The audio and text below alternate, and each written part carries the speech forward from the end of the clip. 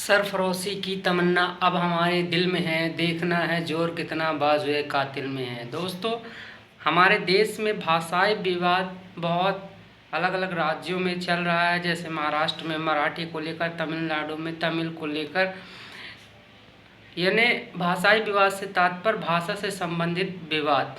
जैसे महाराष्ट्र में जाकर मराठी आपका ना बोल पाना या तमिलनाडु में जाकर तमिल ना बोल पाना, यह आपके लिए घातक सिद्ध हो रहा है।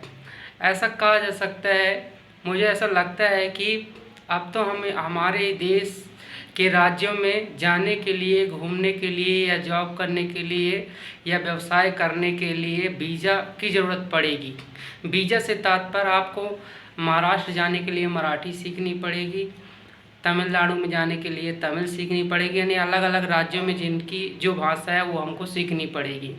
तो ये विवाद ऐसा है कि इसमें आपसी समन्वय की बात ही सिद्ध होगी। यदि आपसी समन्वय रहेगा तभी सब कुछ होगा। मेरा मानना है कि यदि आप हमारे देश में सबसे ज़्यादा बोलने वाले हिंदी भाषी वाले लोग हैं, किसी को भाषा के आधार पर आप उसके विचार को या उसके व्यक्तित्व को आप नहीं परख सकते हैं। इसलिए किसी को भाषा के आधार पर ना आके कि वह व्यक्ति कैसा है।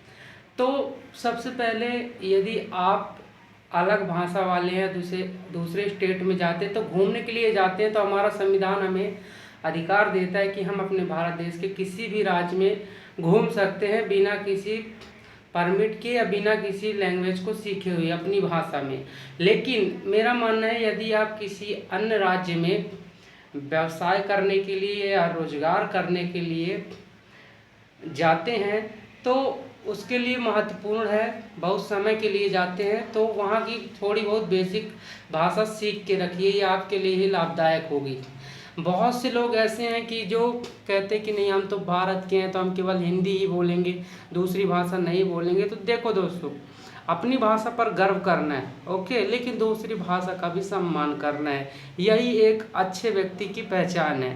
तो यदि आप भी चाहते हैं कि इस भाषाई विवाद से बच के रहें तो आप दूसरों की भाषा का भी सम्मान करें, अपनी भाषा पर गर्व करें, अपनी भाषा को छोड़ना नहीं है। जय हिंद।